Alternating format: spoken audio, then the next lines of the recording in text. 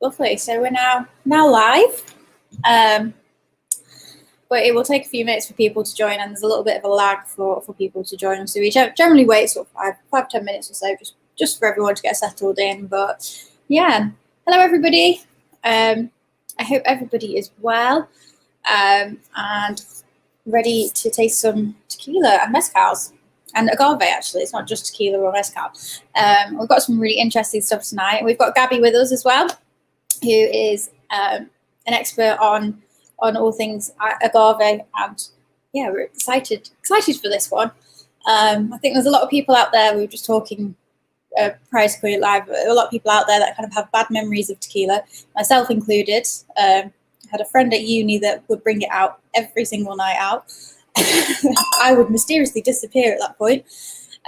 So yeah, it's nice to be able to go through the range though, because it's such a versatile spirit. There's so much to it, and we've got some interesting stuff to go through, I think, which will be really good. So yeah, so if you've just joined, hello everyone. As always, if you want to add a comment onto the stream or ask any questions, you're more than welcome to. It does make you set up a YouTube account if you want to add a comment. If not, I've got the emails here as well, so I can always check those. If you want to email any questions over, or get in touch on Facebook as well. So yeah, we've got just wait a few more minutes for everyone to sort of settle in. And if you're watching later as well, you can watch it again later, because YouTube will record it, so you can go back and watch them all, which is great. So yeah, super excited to be here. Yes.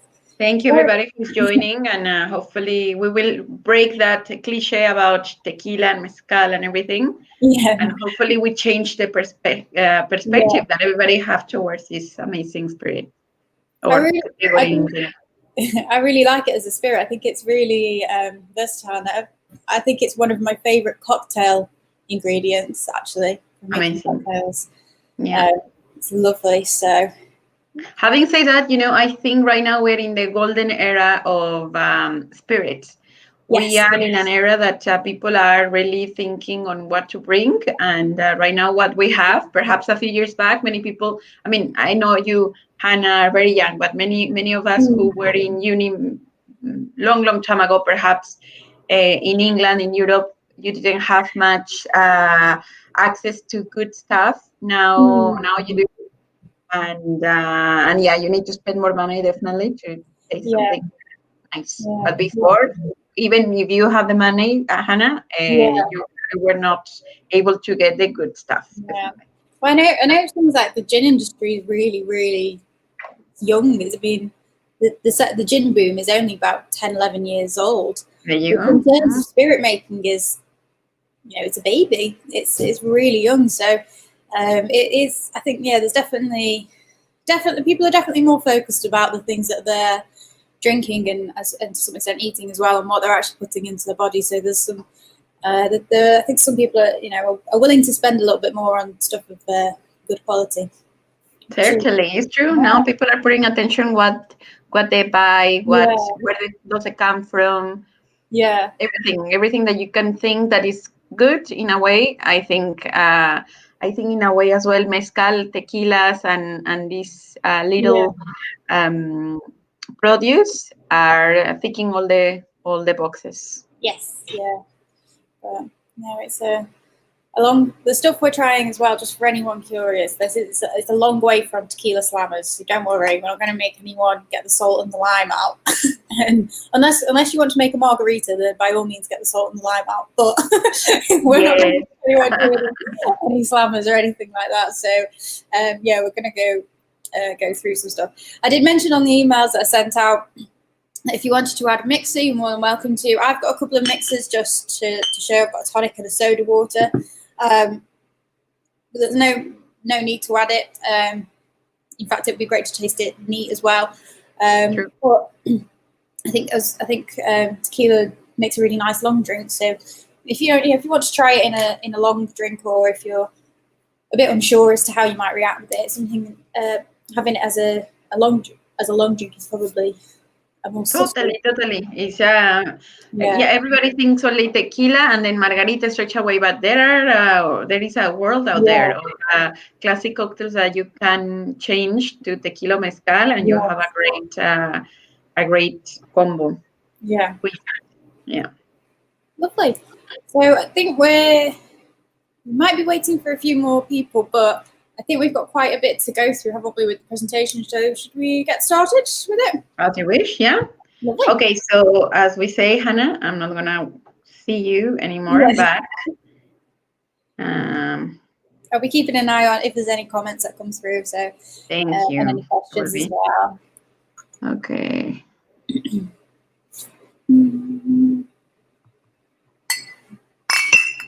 make sure I've got the right order. Oh, there we go. All right, so today we're going to talk about agave spirits.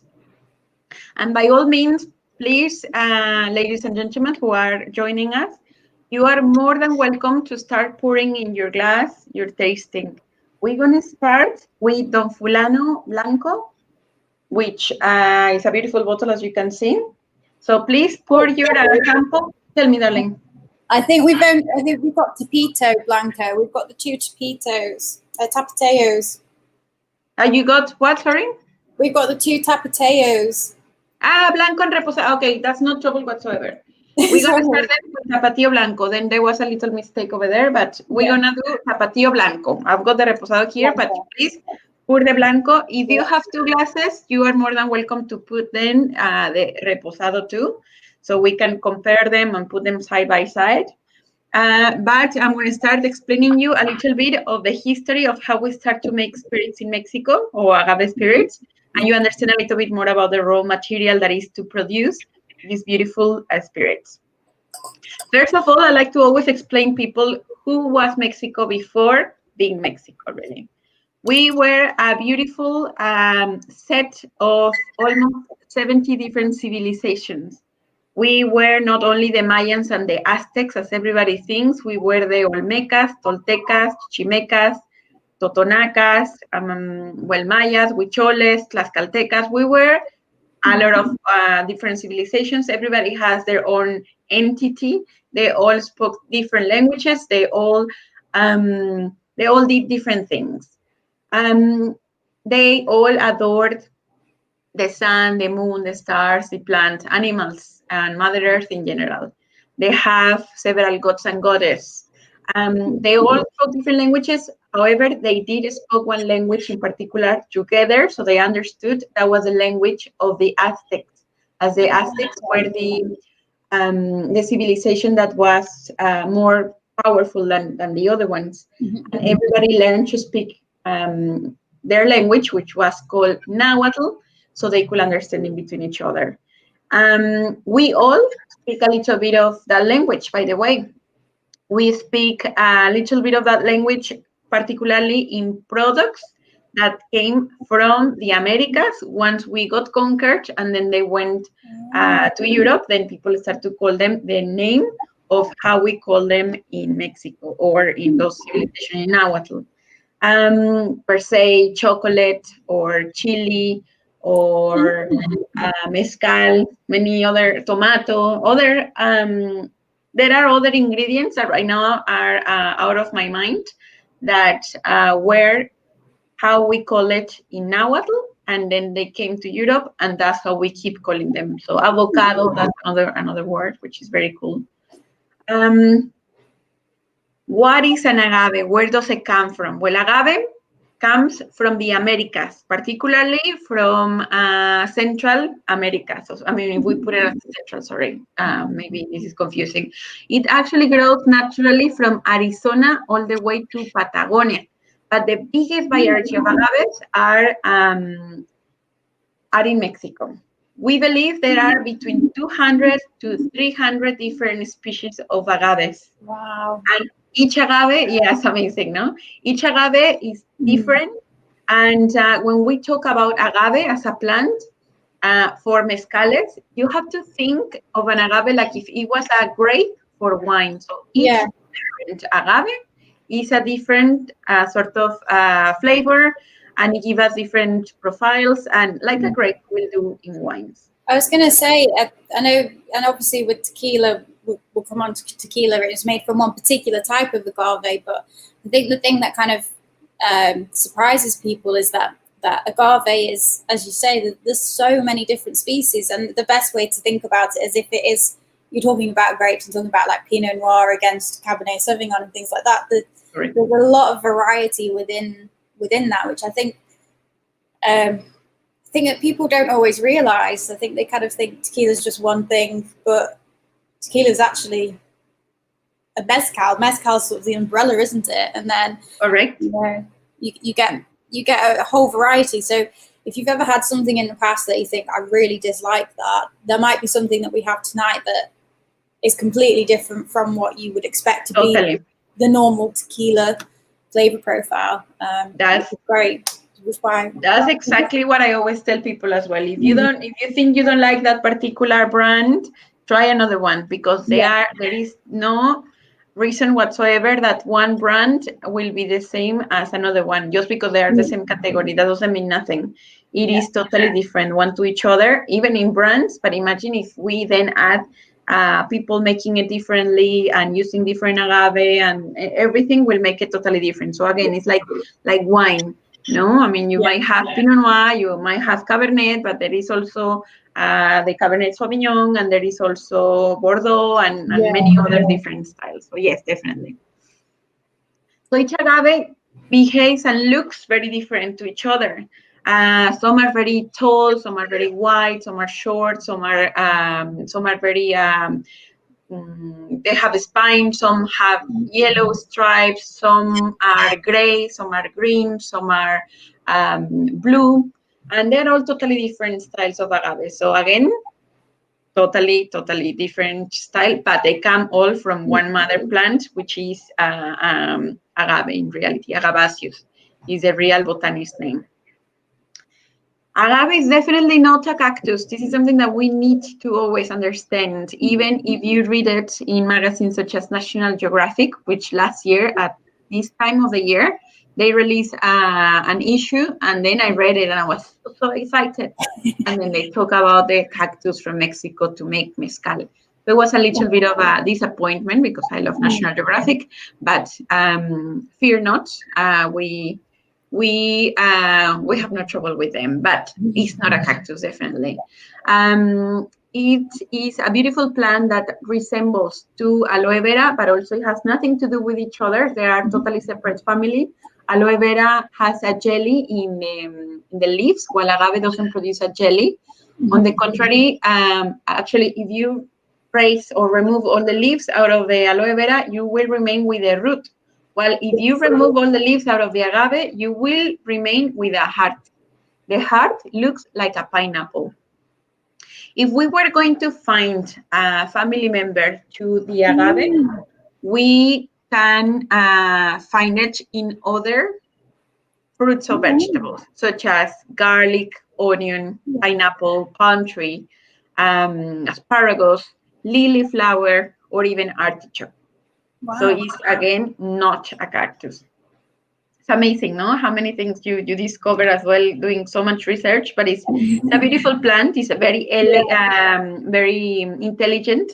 It is very elegant, by the way. The name agave, it was actually given in 1953 by a Swedish botanist who was doing the first taxonomy of the plant. So basically putting the name of the plant and then looking after the family members and everything.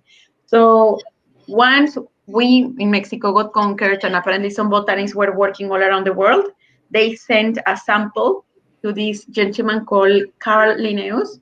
He saw the plant and he saw it so beautiful, elegant, and magnificent that he gave the name of agave, coming from a Greek mythology called Bacchus.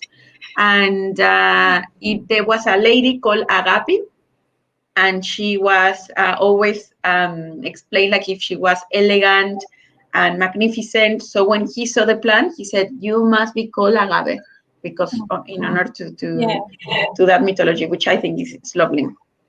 We Mexicans adopted agave. Agave was as important as corn still is for us. We learned that some species of agaves, in the center of the agave, we noticed that some agaves give us a sap. That sap was drank by our ancestors, and it was full of probiotic, vitamins, minerals. It was also an antiseptic. It was a beautiful liquid. That liquid eventually gets let for a few days just out, and it gets fermented, and we learn how to do a beer, a very low alcoholic beer called pulque. But other agaves don't give us a sap. On the contrary, inside of the agave is very, let's say starchy, but it's not starch. It's actually another type of sugar called inulin. And the agave inside the texture is in between a potato and the center of a pineapple. So it's fibrous, but it's again starchy. It's not. If you try to eat it just like that, it's tasteless almost. Yeah. We knew and we know that we need to break down the molecules of that inulin, which is a sugar, smaller molecules. So the or basically we need to cook that agave so we could eat it. So we learned that if we cook the heart of the agave, we could eat it like you will eat a roast artichoke. We used to eat it, and it was delicious. But we also learned that if we crush that cooked agave, we get sugar, and that sugar was very similar to what we know now as an agave syrup. Sorry. Eventually, you add water and leave it resting again, and it starts to bubble, which already we are fermenting over there. So the yeast arrive, it's the sugar, start to convert it into alcohol, and we start to get an alcoholic beverage over there. To the process of cooking the agave, we used to call it metal Ixcali. That's also in Nahuatl, which again was a language that they spoke in between each other. Metal meaning agave, Ixcali meaning cooking. So we used to cook the agave to eat it. Eventually, we learned that we can produce an alcoholic beverage. We were cooking it. We then crushed the agave once it's cooked, and then obviously if you leave it to ferment, then we get then the alcoholic beverage, which was like a beer. Eventually, we learned to distill. Many people said that we knew already distillation. As Mexicans, we don't have yet the proof, so I'm not going to say that today. But what I'm going to tell you is that we know that we also learned distillation thanks to Filipino people. As everybody used to be, everybody used to be a migrant, so it will be wrong to say that only Europeans arrived to the Americas before anybody else. We know that the Vikings have arrived before to the United States, and perhaps many other civilizations arrived to the Americas. I know there's a lot of arguments as to where distillation started and things like that. There's arguments that it was in Belgium or in the more like the Dutch countries, and there's arguments no, it was the Italians, and then it was somewhere else. So it's one of those very disputed things. Really, it's really difficult to sort of pinpoint this is where it comes from. Totally. But I suppose I think as one sort of group is starting to develop it, there's probably other people doing the same thing, or that they're taking influence from it. So it's a very very difficult thing to pinpoint that. Nothing is written in stone, and less if we're talking about history that it got erased, sadly. So I mean, I'm sure that eventually we will find more proofs of other people saying things, but it's true that there is so many things that we don't know yet. So far, what we know that happens in Mexico is that everybody was a traveler. And Filipinas being so close to Japan and China, perhaps they also got an influence from Japan and China. And then they used to travel to Mexico. They used to travel by the Pacific Ocean. They arrived by a current in the Pacific Ocean, arriving to North California, and then going by the Pacific Ocean, by the coastline of the Pacific Ocean, arrive to central Mexico and teach us their way of how they distill palm tree sap. They teach us how they did stuff for their own, and we learned how to do it for agave. Sorry, I've just got to go to the door. Someone's just trying to get in. I'll just be one moment. Sorry. No, don't worry. I'll just be one. Don't worry.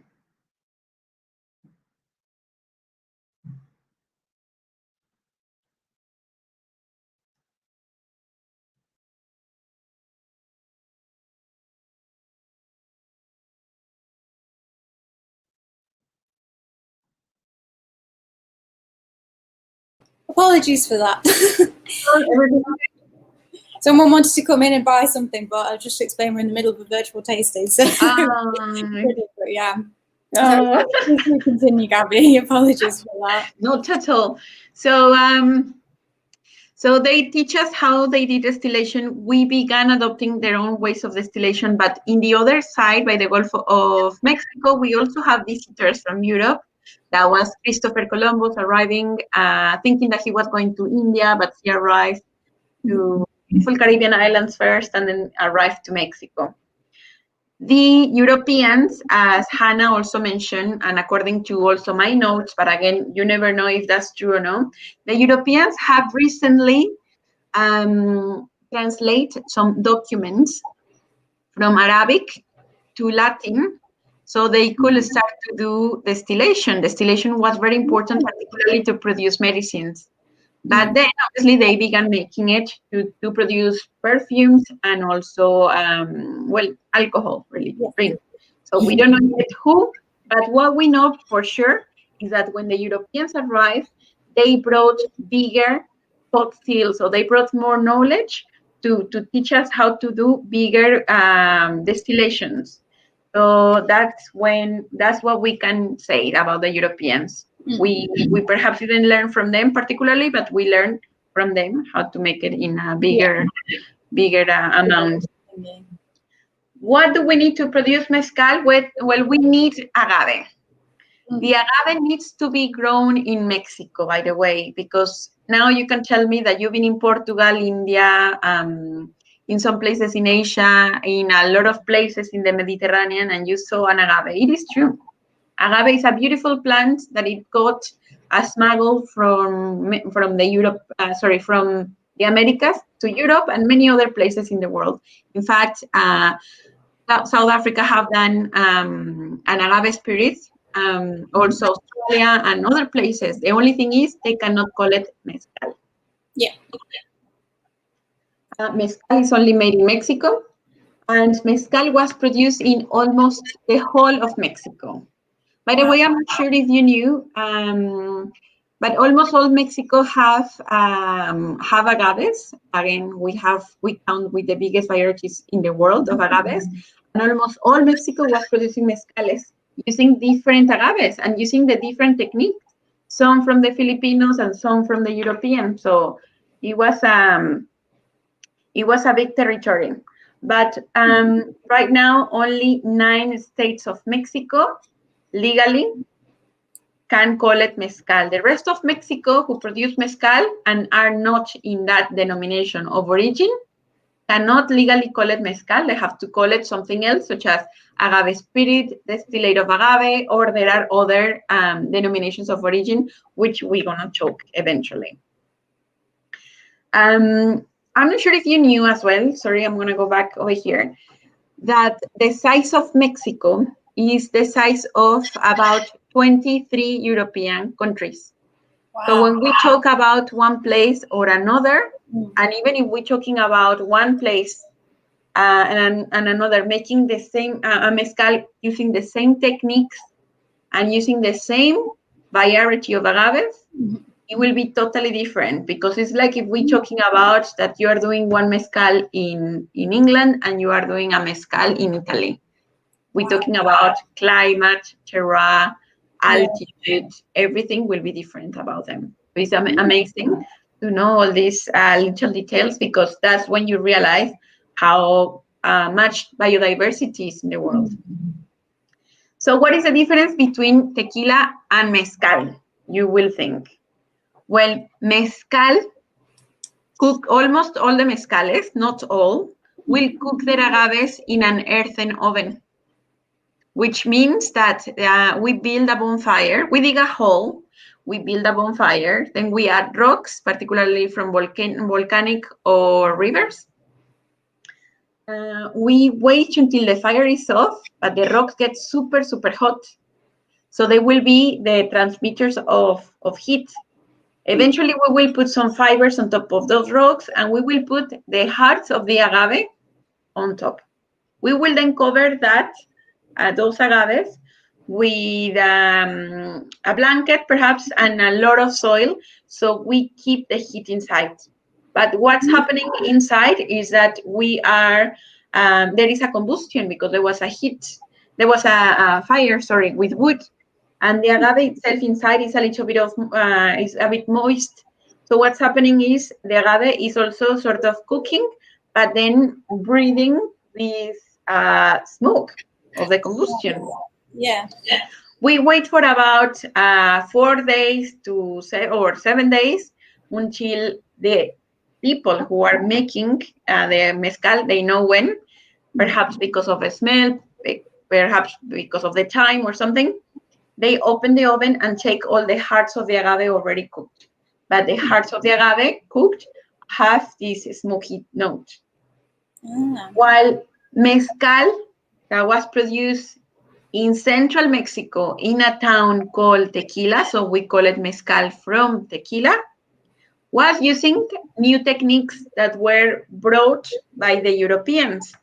If you can see the arrow of my mouse over here, when the Europeans arrived, they arrived through here by the Gulf of Mexico. So around here, we have the Caribbean islands, continue their journey, arrived to Mexico through here. But because all the presents that the native Mexicans were giving to the Europeans realized that central Mexico has a lot of silver mines. So the Europeans, they settle in central Mexico. Okay, so here, this little state that you see over here, up here in the north, we have a town called Tequila. And the Europeans brought some technology with them. One of those was to start to bring boilers to heat up, obviously, water, to power up machines and stuff like that. And what they did was ovens. So in this case, they built brick oven, so a room that will have pipes that inject steam. So the steam will heat up the room. Obviously, the room will be all filled with agaves, raw agaves. The agaves get cooked with the steam. So once it comes out of either for mezcal or mezcal from tequila, once they come out, the process is the same. They get crushed, they get fermented, and they get distilled. But the final product were totally different. The mezcales almost all over Mexico who were produced with an earthen oven was smoky, while the mezcal that was produced in central Mexico, particularly in the town of Tequila, was not smoky at all. So people began thinking that the mezcal from Tequila was superior, and now it was better and it was more elegant. So in reality, that was the beginning of tequila. Eventually, tequila got very popular, but so popular that if you know some of the best cocktail bars that existed in 1930s in London, they were such as Café Royal or Savoy. They actually talk about tequila already, a mezcal from tequila, and we were not yet a denomination of origin. So it's very important to know all those kind of things because it was very popular. Yeah.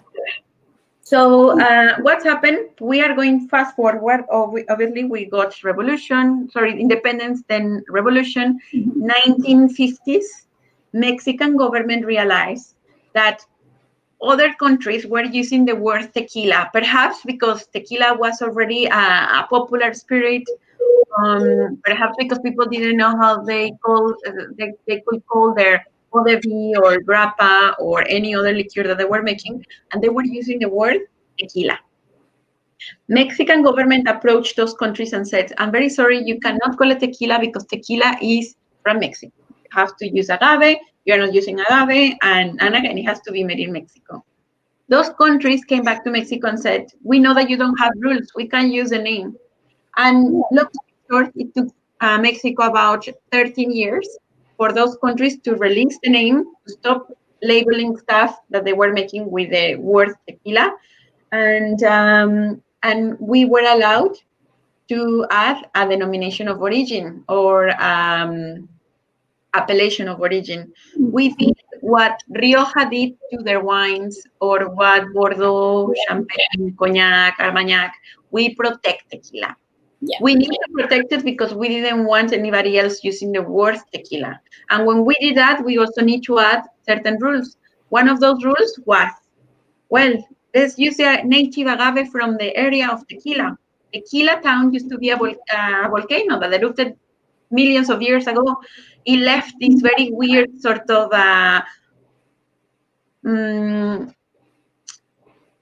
mineral style of different styles of minerals in the soil. So the agaves start to grow around that area were particularly blue. Yes. And Mexican government decided to use that agave. Okay.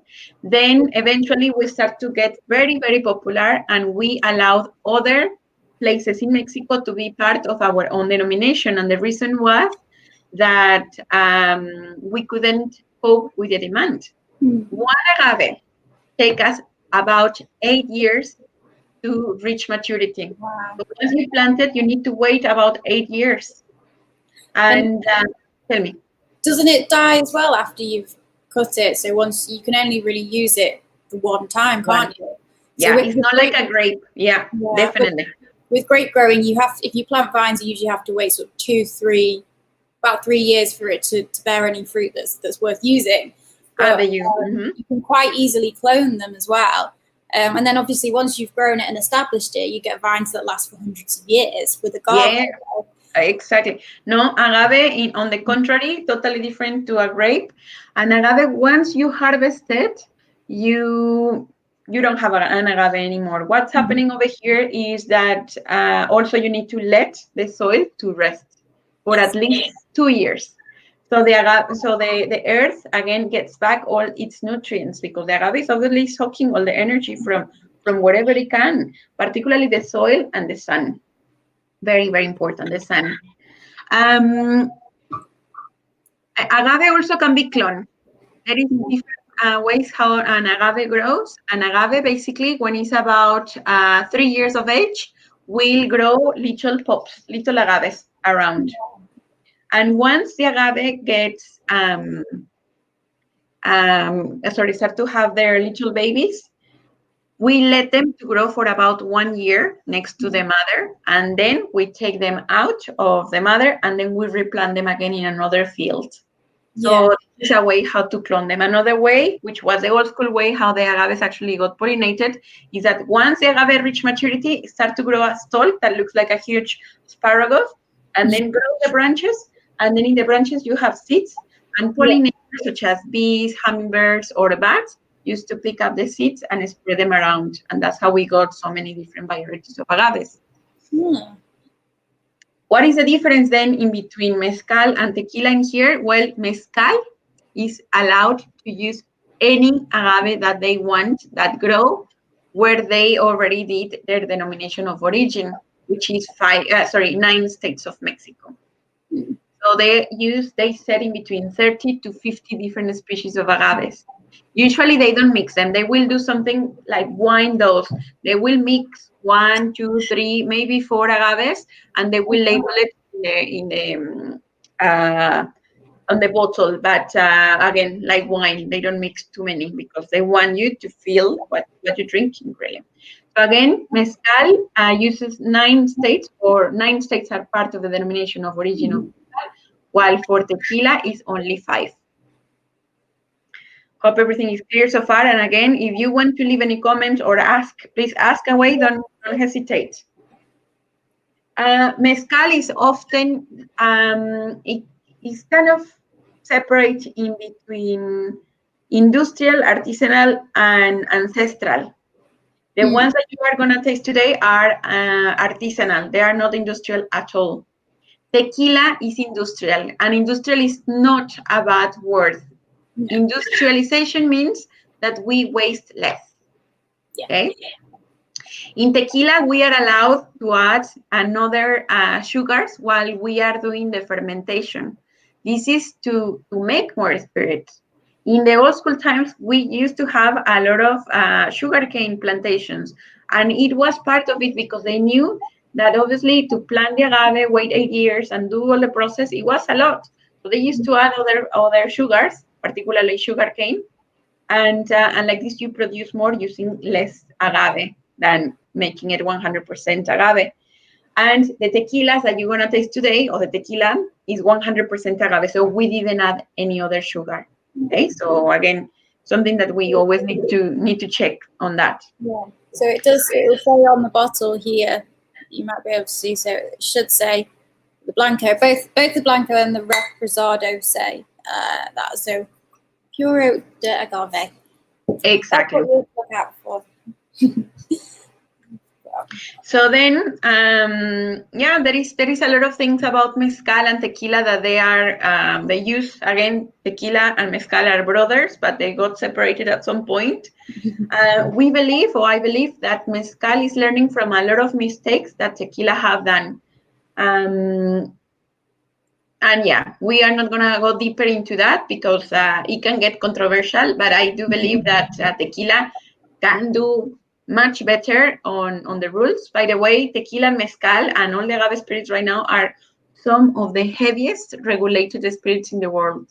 So again, once you get the stamp that it was produced in Mexico, that it has a denomination of origin, usually you get a lot of let's say approval of a council regulatory, in this case, council regulatory of mezcal or tequila. Again, this is the stamps that they put on the bottles. See, I knew there was quite strict regulations with tequila and mezcal, but I didn't realize there was such strict regulations with it. And I know that one thing a lot of them will say as well on the bottle is they will put the like where exactly it's distilled. So I know there's like a code for each bottle. Certainly. Which I think it's quite mad when you think about some of the wines and things of the world. You know, you can get things that are made, grown in one country, and then they get bottled in another country and things like that. But they tend to keep that a little bit quieter. Whereas with tequila, it is really everything has to be done really kind of properly, and so it's the non number, isn't it? This one on the front here. That's correct. Yeah, and am I right in thinking that links to the actual distillery that it comes from? You're right. Sort of tracking it exactly where it's from. Yeah. So the nom will actually tell us where the distillery is or where the company is. Mm-hmm. And usually the company is the distillery. And it's true totally what you just said.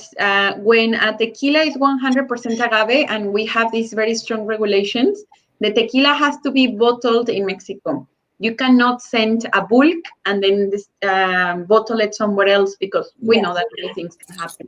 However, the other style of tequila that I told you that we are allowed to add percentage of sugars, that will be called regular tequila or just tequila. You won't see the label that says 100% agave.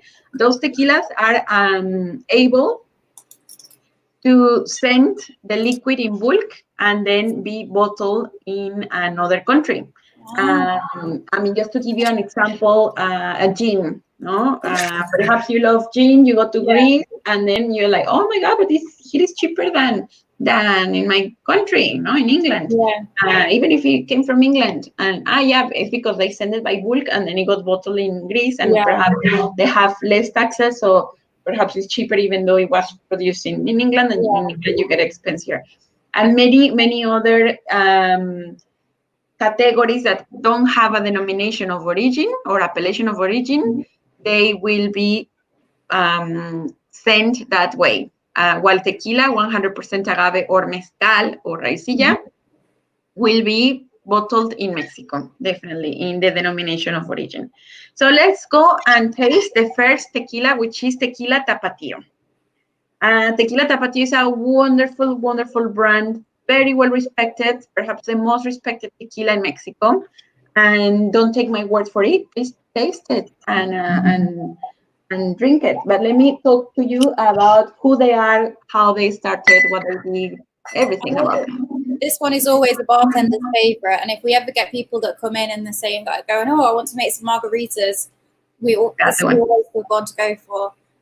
Totally. There's a reason why it's bartender's favorite, and a kind of staple in the tequila and mezcal bracket. So yeah. It is such a delicious tequila. It is definitely for tequila lovers, because it has all that all those flavors of agave, very prominent, spicy notes and everything. I think you love it. Hopefully you're already drinking it.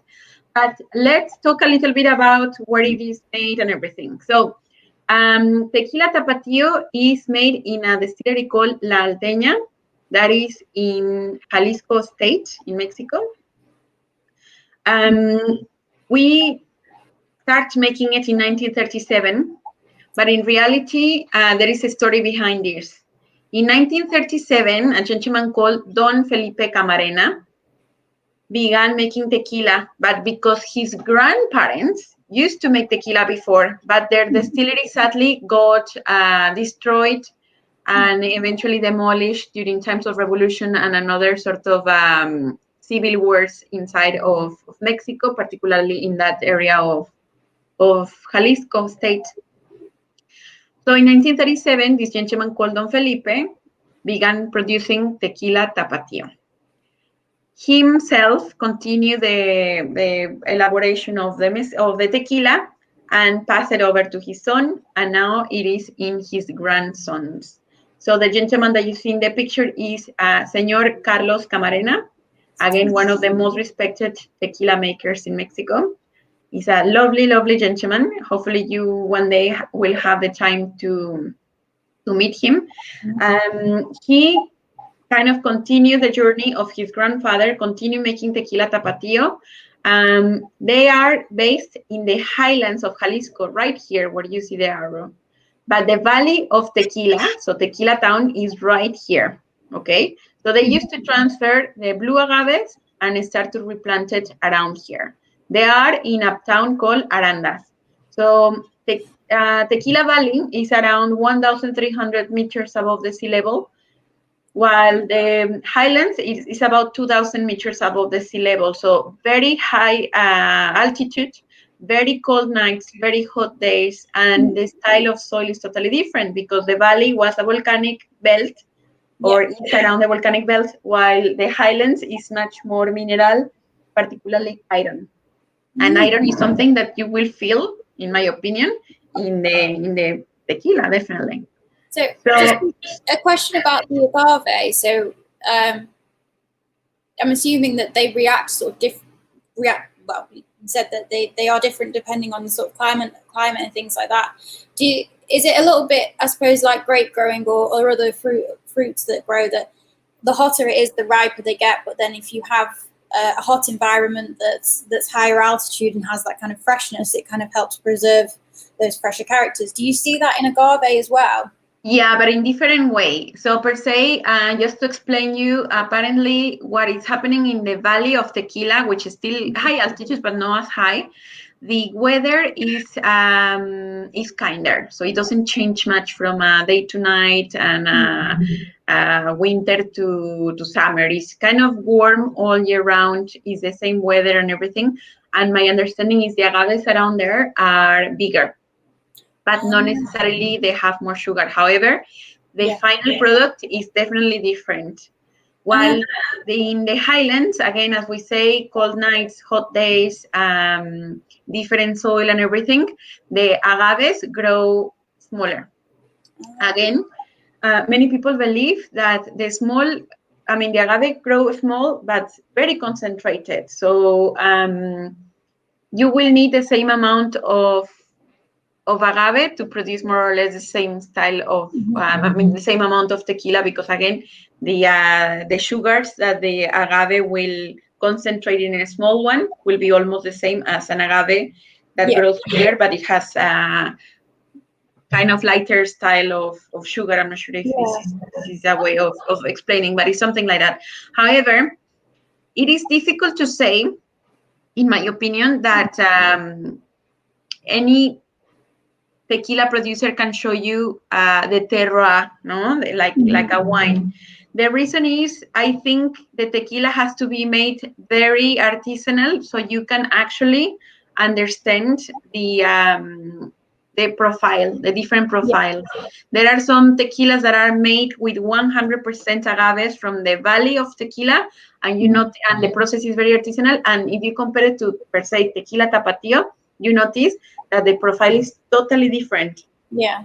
Because the agave, in my opinion, from the valley is softer. Also, we need to think of another thing, Hannah. The water that is used for the production, it is important. Because the water that comes from the valley, that came through volcanic rocks and everything, the water that came naturally to the highlands, that it went through different sort of filters of minerality or minerals, it will be totally different again. So again, it's difficult to say. So you always need to, I think, in my opinion, you need to have one person making 2 styles of tequila and showing you how different they are. So yeah. Anyway, there are other tequilas that also Mr. Carlos Camarena produced, and they try to represent each side of the highlands. No, sometimes they have agaves that grow only one side of the mountain and another one and from another one, and you taste those 2 tequilas and try them and realize that they are very, very different. So again, like a wine. Yeah. No, thank you, Ace. So again, Don Felipe settled in 1937. The recipe of the tequila haven't changed much. It's still beautifully done. Its flavor profiles are super pepper. I'm not sure if you already smell it or not. If you get this amazing flavor or smell, that it smells almost like when you are cooking pumpkin or sweet potato in the oven, that you start to feel this caramelization. Well, that smell is how, in my opinion, distilleries smell. So once you go to Tequila Town or to Arandas and you are close to a distillery, you start to smell that, and that is the smell of cooking an agave. And again, what a better kind of example of good tequila than this is. Hopefully everybody is liking this one. I think it's delicious. Just briefly, what is Tapatio? Tapatio means a person from Guadalajara. Guadalajara is the capital city of Jalisco state.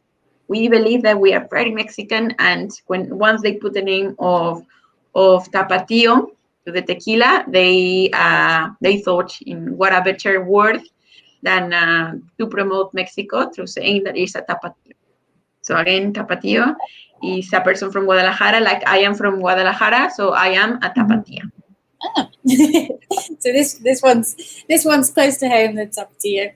Certainly, definitely. The thing with this, it's so smooth and creamy and almost like velvety down the back of your mouth, but really, really bright in flavor as well. Like it's not heavy or anything like that. It's really bright. It's 40 alcohol per volume. In my opinion, again, it's agave forward. It has a lot of black pepper notes, and for me, you say velvety, but for me, sometimes it's like there is sharp notes, like when you bite a green apple. First, you find these very sharp flavors, and eventually it gets sweeter and easier and understandable. But it's very vibrant. It's alive. It's beautiful. Really nice. I've just put a dash of soda in as well, and it's really nice with just a little bit of soda in there, just to lengthen it, because the flavors just seem to accentuate. But yeah, like I said, it's a reason why this is the bartender's favorite. Yeah, Totally. Actually, when Tequila Tapatio was first launched in the UK, it was embraced by bartenders. It is delicious. It's very charismatic as well. Knowing the owner and everything, you realize how good it is. Really, it is. It's very welcoming. So it gives you everything. No, it's a little bit of both worlds. It is easy to understand for a beginner, but it's also very robust for us who already like tequila. Yeah, no, it's a good order. Yeah, and it's good that you are trying it also with mixer. Many people just kind of block themselves into margaritas, but there is so much that you can do with agave spirits. They are so versatile. You can drink them by itself, in a cocktail, in a long cocktail, as a mixer. It can be drunk in any occasion. So it can be aperitivo, so to open the stomach while you are eating, after eating. It's a great drink for summer, for winter. I will tell you one idea that I have that I love. Once it starts to get winter or autumn, I always love to go to bars and ask for Manhattan, sweet Manhattan with tequila. I think they are delicious. I've had tequila in an espresso martini before, and that really livened it up. Let me tell you another one. Irish coffee, make it Mexican. So ask for, instead of Irish whiskey, put tequila and you love it. Oh, that sounds good. Yeah. Everything that you can think, change it to tequila and it tastes very good. I might just do that in work. When I go and get a coffee, I'll just put a bit of tequila in. Yeah, don't go to those. But yeah.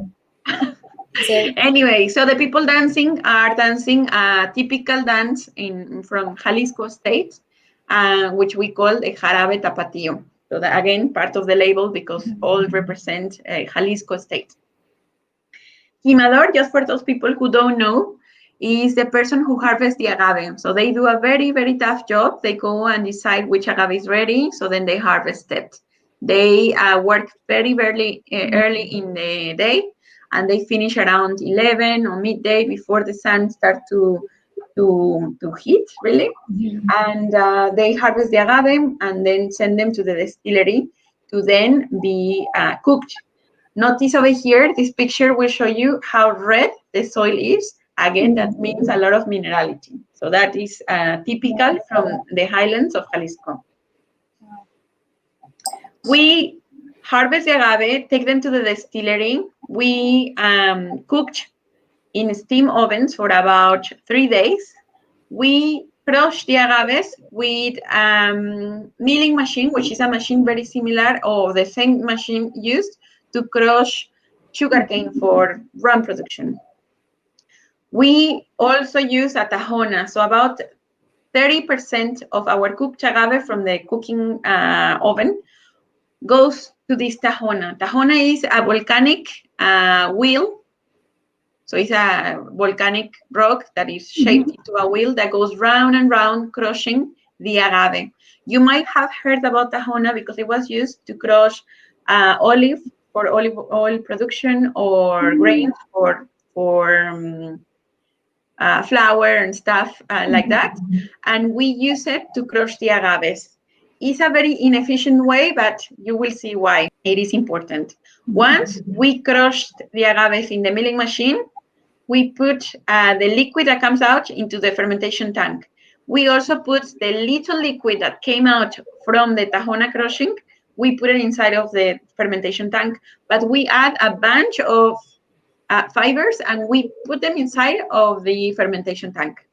So again, you get a lot of flavors, and then you get yeast supermad that goes, eat the sugars and convert them into alcohol. Then we do twice distillation. It comes to about 50-something% alcohol per volume. We add water. We leave it resting with the water so the water gets blended with in a stainless steel tank, and then we bottle at 40 alcohol per volume. And the next one that we're going to taste is Tequila Tapatio Reposado, which is the next one on the family. So once we have the distillation of the Tequila Blanco, that comes to about 50 alcohol per volume, We will then put it in ex-Bourbon or ex-Tennessee barrels. We leave it resting from 4 to 6 months in there. And then once it rests, the tequila got a little bit of oxidation and oxygenation. And then we take it out, add water, leave it resting, add water, and then put it in the bottle. This second that we're tasting is 38 alcohol per volume. This is the tequila that we drink the most in Mexico as a reposado, as a category.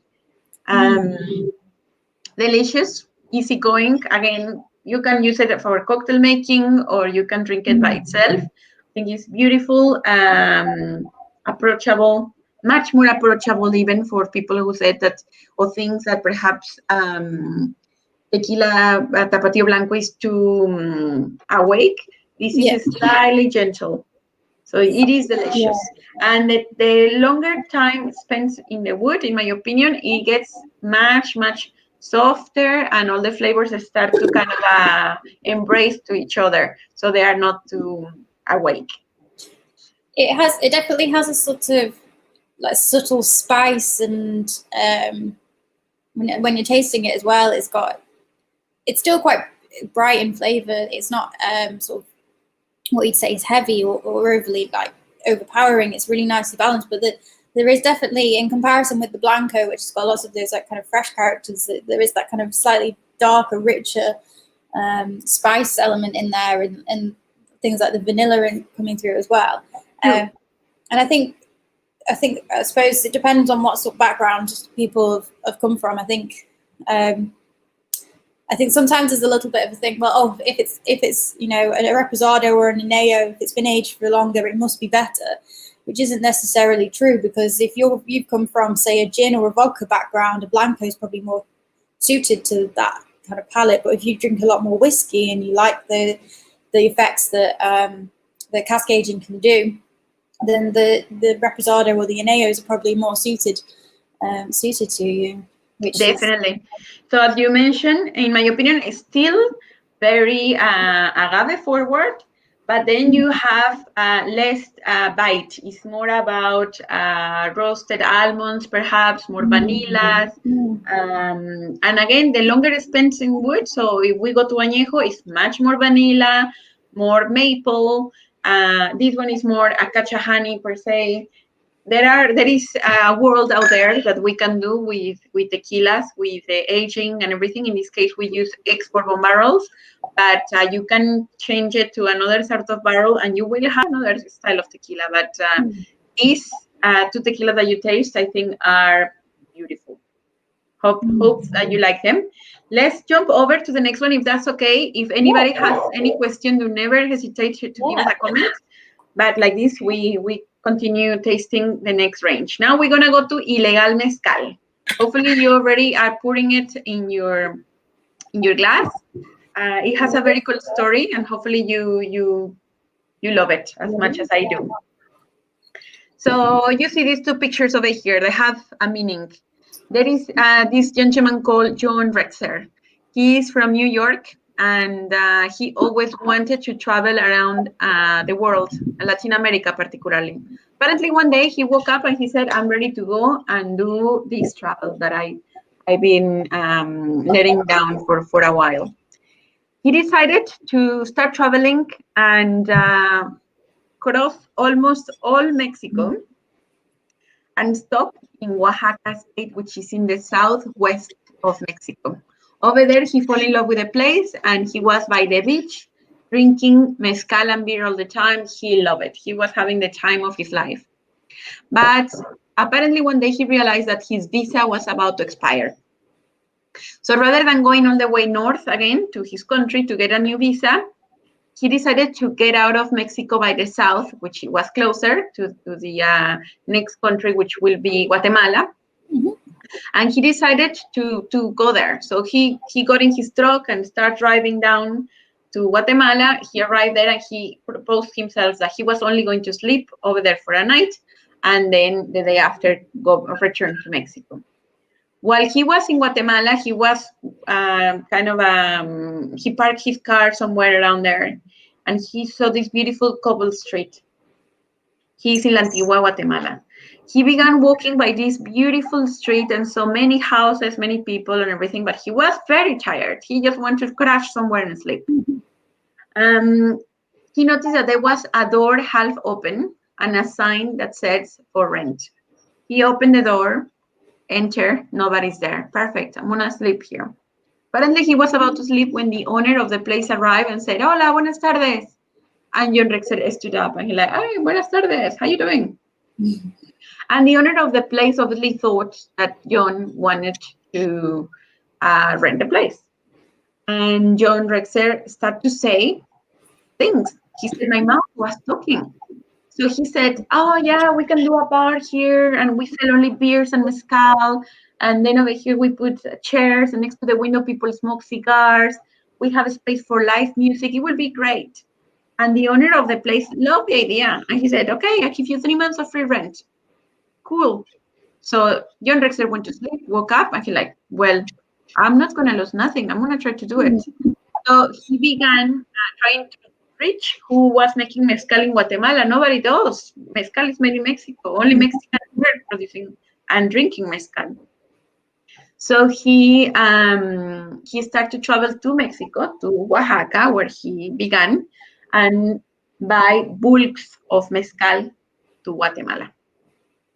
And he brought them to his bar. The bar eventually got very popular and everything. And every time he went back from Mexico to Guatemala, he noticed that he was being watched by immigration. And he said, well, I need to invent other ways how to send the mezcal. So they were quite weird and wonderful stories about how he smuggled the mezcal. One day he also found second-hand shop, and they have a priest collar, and he wore it. Yeah. And he crossed.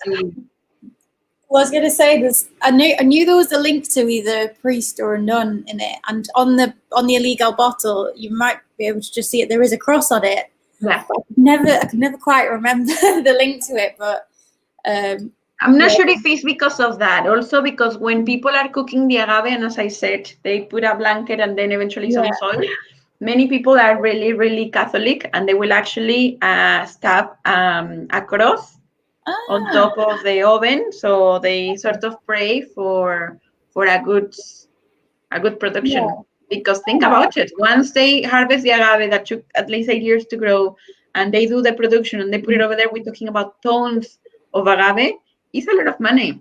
Yeah. A lot of people working. So yeah, it's you need to be very, very good doing your job. And for them, obviously, religion is important. So yeah, maybe there is something to do with that. Yeah. So anyway, he crossed the border with that priest collar, and apparently there were a few troubles, but he crossed the border, all good. And other stories happened and everything. And one day he decided to do things right, and he approached a family in Mexico, in Oaxaca, and he approached them and asked them if they could do a mezcal together. The family said yes, and then he like, perfect. So they began making the mezcal for him, and once everybody was happy with the final product, they said, hey, John, we have ready your mezcal. How are you going to call it? And he said, well, it was illegal for such a long time. Let's keep it illegal. So that's why it's illegal, but I'm afraid it's not illegal anymore. We pay a lot of taxes. But having said that, the bar is still in La Antigua, Guatemala. The bar is called Café No Sé. It's apparently a very cool place, and if the thing that they do over there is you only drink beers and mezcals, different styles as well, and I think it's wonderful. So if anybody of you go through La Antigua, Guatemala, I recommend you to go and check out the bar. Yeah. And that's it, really. We use agaves from Oaxaca.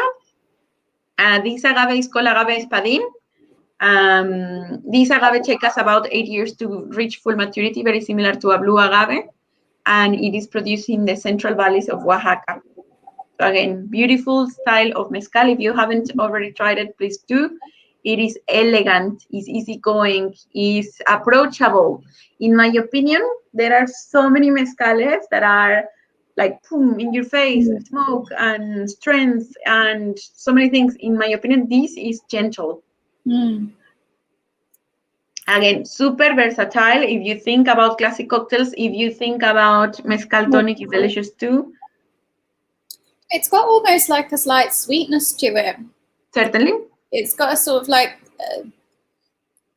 kind of slightly sour fruits, but a little bit of sweetness. And I think when I say sweetness, I think more like the smoke is what I'd say is like a sort of barbecue smoke, where you get that lovely sweet, rich sort of style of smoke, not necessarily like you would do on say like an Islay whiskey that's got that really medicinal style, very very herbal, full on smoke.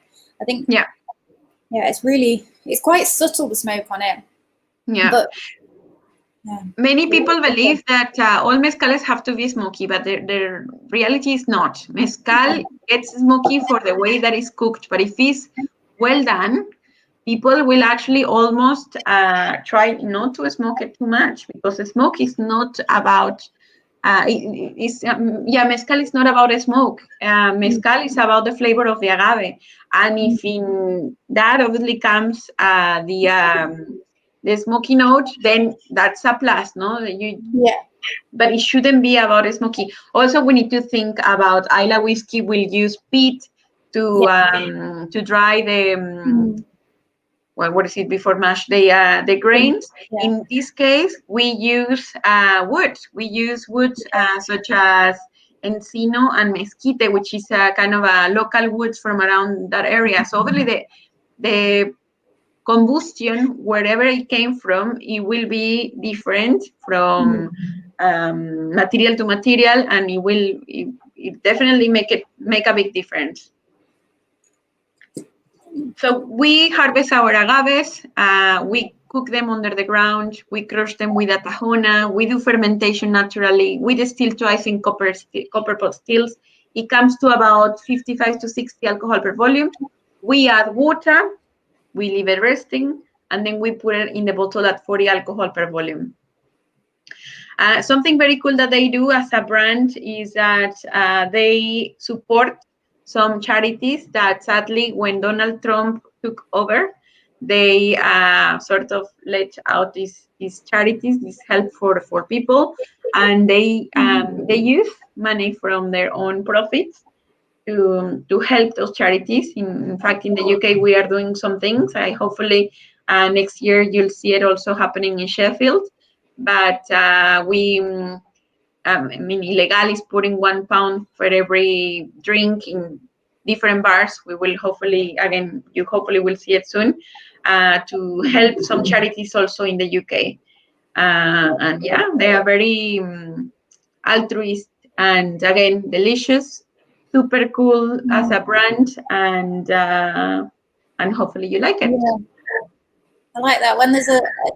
When it does good as well as tasting good, it makes it just taste that a little bit better. Yeah. In a way, yeah. They used to be a smaller bottle, now they're big, because obviously they prefer to send more mezcal, but waste less. They try to use less plastic.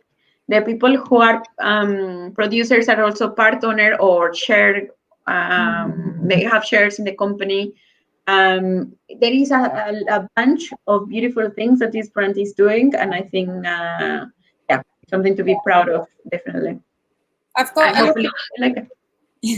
little bit of the Tapatio Reposado left in a glass, and when you compare the two of them on the nose, you can really smell the difference in between the two. Not so much even because of the smoke. You obviously get that on the Illegal, but it's not that kind of overpowering factor, and you can see how the two vary quite differently.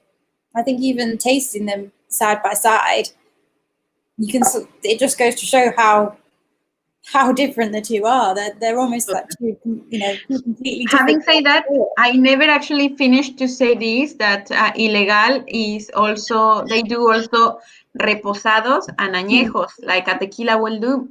This is almost unseen in mezcal production because mezcal already is artisanal, so it takes us much longer, or there is much more effort to produce mezcal when it's artisanal. But once we put it in wood, again, the wood start to embrace the flavors, and those sharp notes that you feel like almost like a chili pepper, they start to disappear and start to be more kind of concentrated with vanilla tones around, or maple, or honey, things like that.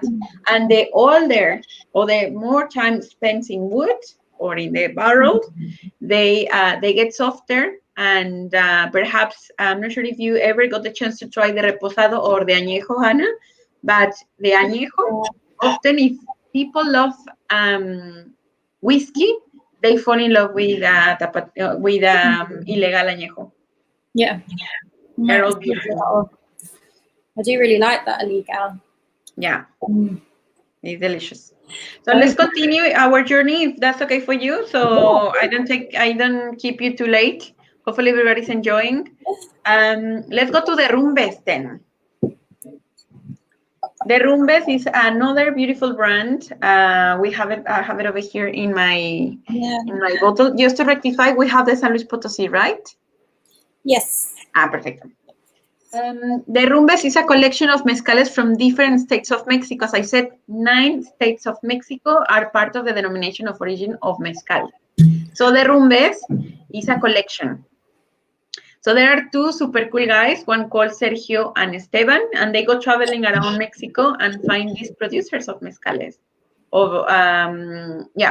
And these producers have been making mezcal for generations, through generations. And perhaps they don't make big amounts. They only make mezcales for their families and their communities, and they live like that. So Sergio and Esteban approached these people and said, shall we do something together? And they said, yes, of course. So what Sergio and Esteban are trying to do is to don't make contracts for millions of liters. They actually said, no, I don't know, Juan Manuel, Don Mateo, or Javier Mateo, or whoever they're talking to, we don't want you to make more.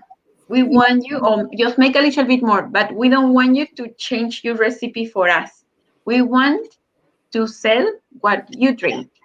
So this is something very cool. They go traveling, they go find these people, and what you will taste today is something that is untouched.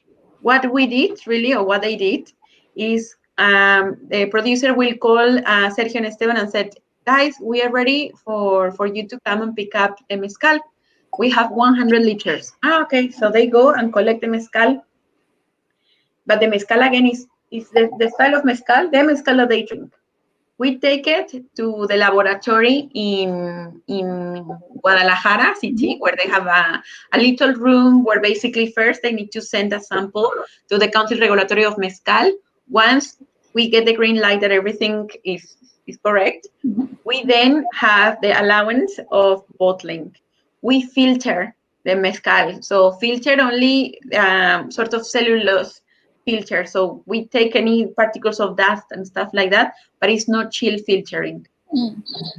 We bottle it and we seal it, we stamp everything, and we send it to the different markets. So what you are tasting right now is something that we didn't touch at all. So in fact, every time you see a bottle of the Rumbes, it has numbers written by hand and everything, because every batch, it will be different. Yes. Every batch, it has the same consistency of good quality, but it will be different. So again, it's like a vintage wine. Yes, yeah. It's a really, really interesting one, the Rumbes. When you smell it, the first thing you smell is this like grassy kind of character to it, this real sort of earthy, like cut grass sort of style to it. But the as you were saying, that the tequilas, or sorry, the mezcals of these really small producers, and it's really interesting. If you are interested in how the agaves sort of differ across different terroirs and from person to person and from place to place, this is a really good range that Durham has to sort of explore with, because every single one that they do is different and very, very unique. So yeah, I think it's fantastic. The nose on it is just mad in comparison to the Illegal. If you've got a little bit of the two of them. So that was exactly the reason why I wanted for you guys to try this one, because this is an out-of-the-box mezcal. It is not very funky, but it is different. So people always expect them to be smoky, high alcohol per volume, and there is a lot of rules that have no sense at all in mezcal. Mezcal is super biodiverse. So yes, it's grassy, it's green, it's vegetable. Maybe there is some chili pepper such as jalapeno.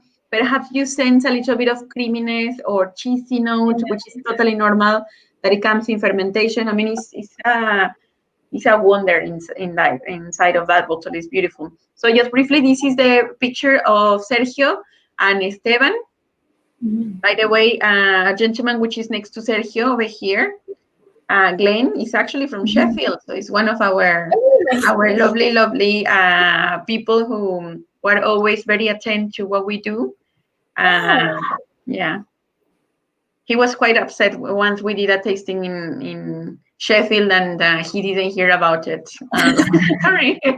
Anyway.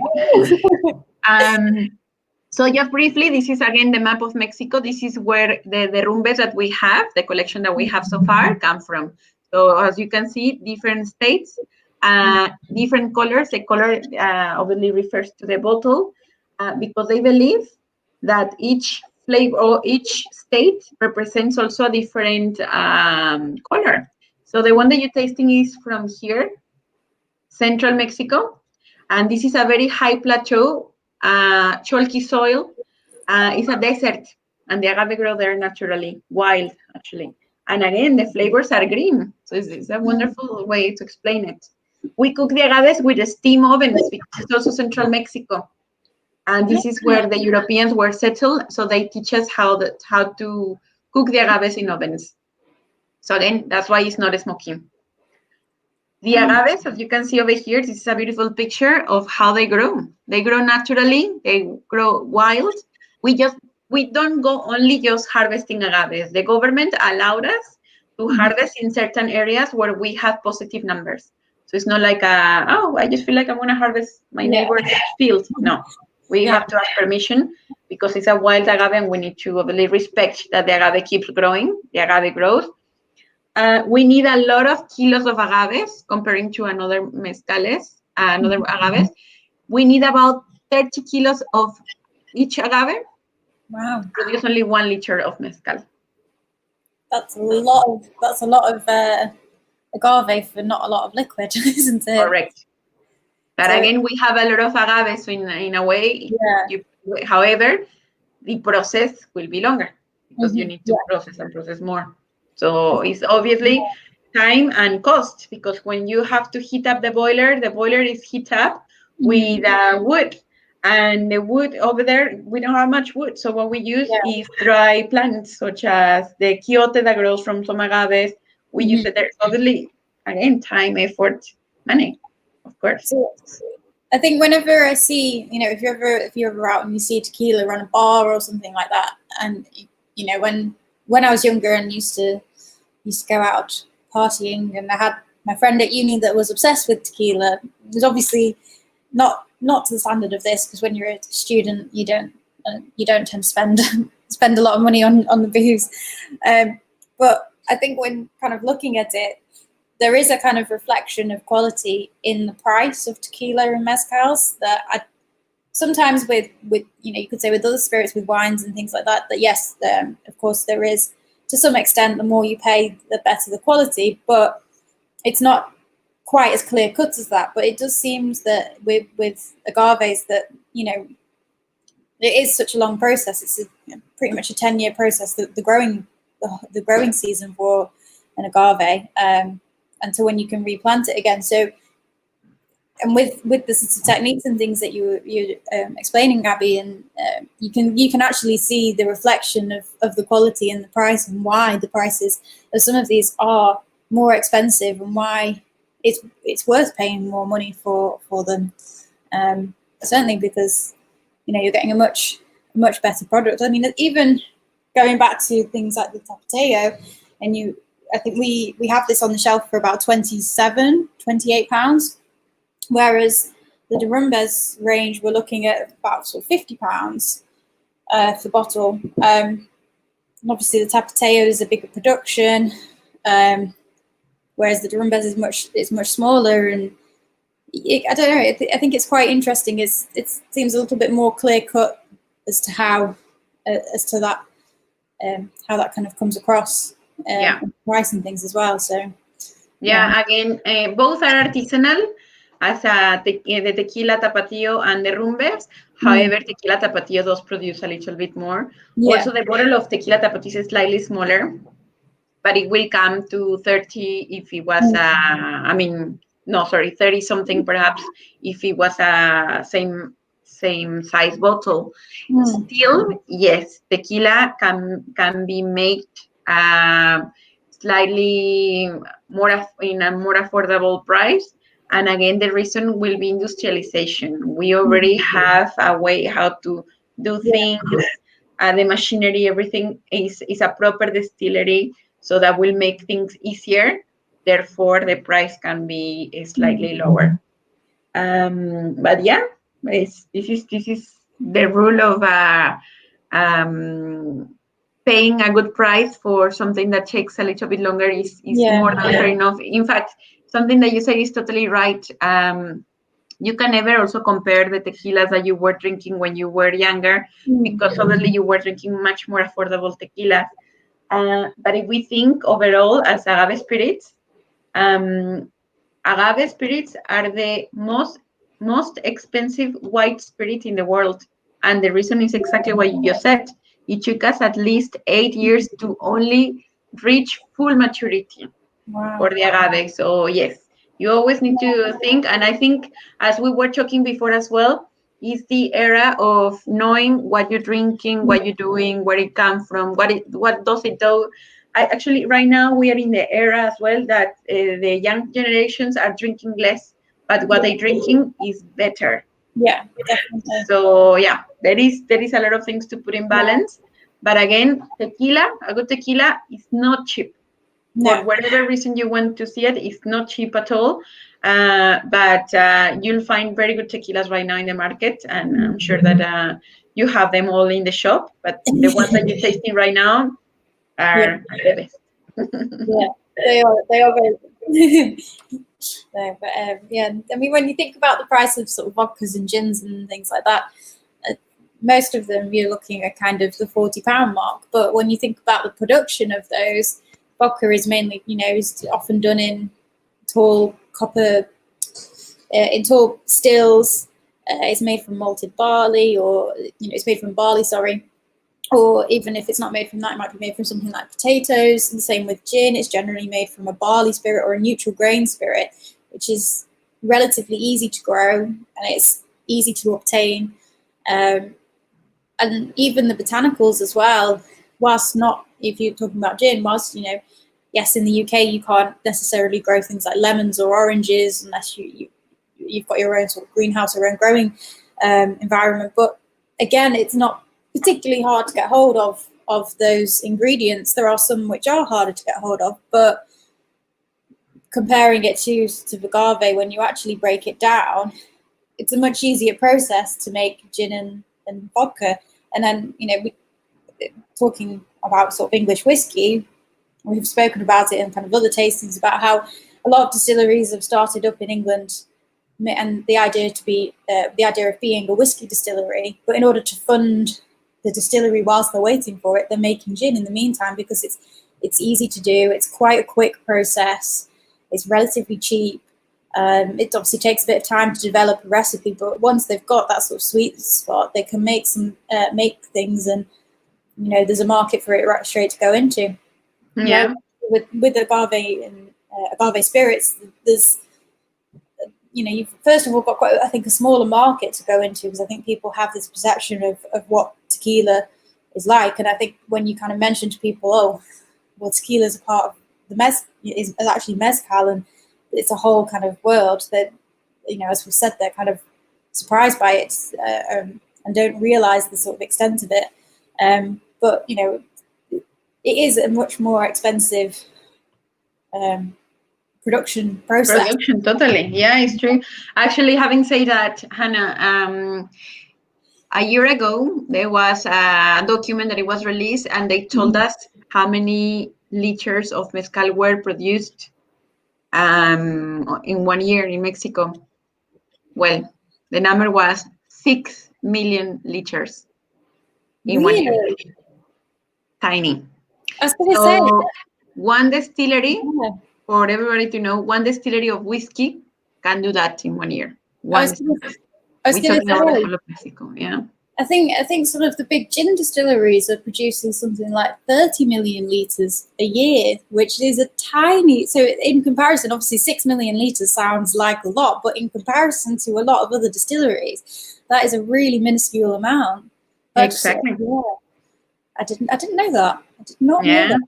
That was released last year, so obviously this year will be different and definitely will be lower.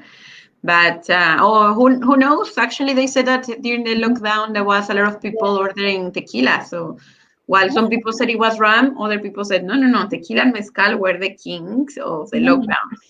So who knows who was? You tell me later, Hannah, what you thought most. But I think it's interesting to see what people are drinking or again changing their mind. Hopefully.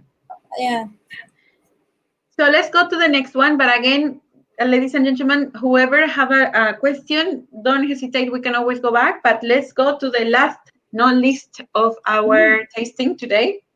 We're talking about a brand called La Venenosa, which, by the way, means the poisonous. And you can see the little snake. It's not poisonous, I'm afraid, but it's a very cool story there as well. One of the lovely gentlemen who produced or who did the brand of the Rumbes, which is Esteban, he did very similar thing of traveling, but only all around one state, which is the state of Jalisco, where tequila comes from. Jalisco is a very big state. It's not the biggest, but it's very big. So it's about 79,000 square meters. So pretty big. Just for you to know, actually today I was doing some research for other things, but I think I got very important information. Only in the state of Jalisco, we have 5 different ecosystems. We are in the edge of mountains, and we cross also the Trans-Mexican Volcanic Belt, which provides a wide variety of ecological conditions, from tropical rainforest to semi-arid conifer and oak forest. So we have lakes, rivers, we have many different sort of microclimate. So imagine that in only one state, and we also have the second or the third biggest variety of agaves in the whole of Mexico. Meaning that we have a lot of territory and different agaves to play around. But sadly, when Jalisco got the denomination of origin for tequila, and then eventually mezcal, by the way, Jalisco or tequila got the denomination in 1974, mezcal got it in 1994. Mezcal decided that Jalisco was not going to be part of the denomination of mezcal, and let out Jalisco. But Jalisco, for centuries, actually, because of the Filipino, also from the Europeans, we were producing mezcal. And we were making mezcal with different agaves. We were also using blue agave for mezcal, and mezcal from tequila was using other agaves. Everybody was playing around with agaves. No? But when they decided Jalisco was going to be out of the denomination, Jalisco knew that all the mezcal produced in Jalisco couldn't be called mezcal. And they start to call the spirits that were not part of the denomination of origin of mezcal, they were called distillates of agave or spirits of agave, and they were not anymore protected by any denomination. And long story short, some people got together and they start to pay lawyers and make an office and put paperwork together and make very, very good spirits, and sell them to the markets and sell them as a spirit of agave. But they were fighting for a denomination that just got accepted last year in June. And that denomination, we call it raicilla. So like a mezcal or tequila, this is another denomination called raicilla, and it's also a spirit of agave. It's basically a mezcal by definition, but not by denomination. Okay. And the name raicilla comes from the word raíz, which translates into root, because they read so many books and everything that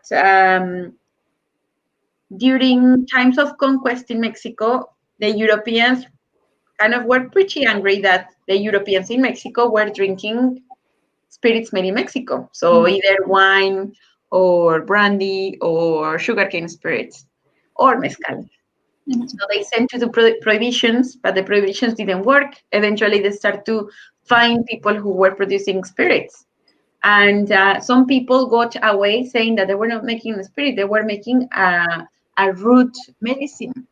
And apparently, those people were actually making spirits of agave, but they were like, no, but this is root raicilla. Yeah. There is a very cool story behind that as well. But the police kind of let them aside, and they were like, okay, no, that's medicine, that's okay. You don't have to be fine. Just keep doing whatever you do. And the people in Mexico who were fighting for a new denomination, they fought for a name or for the name and everything, and they wanted to call it raicilla because, again, it was something for them that it means something. And anyway, so raicilla is again a mezcal by definition, but not by denomination. Raicilla la Venenosa is like derrumbes, a collection of mezcales from different regions of Jalisco state, from only one state. The mezcal that you're tasting right now is from the south of Jalisco, and we use one type of agave.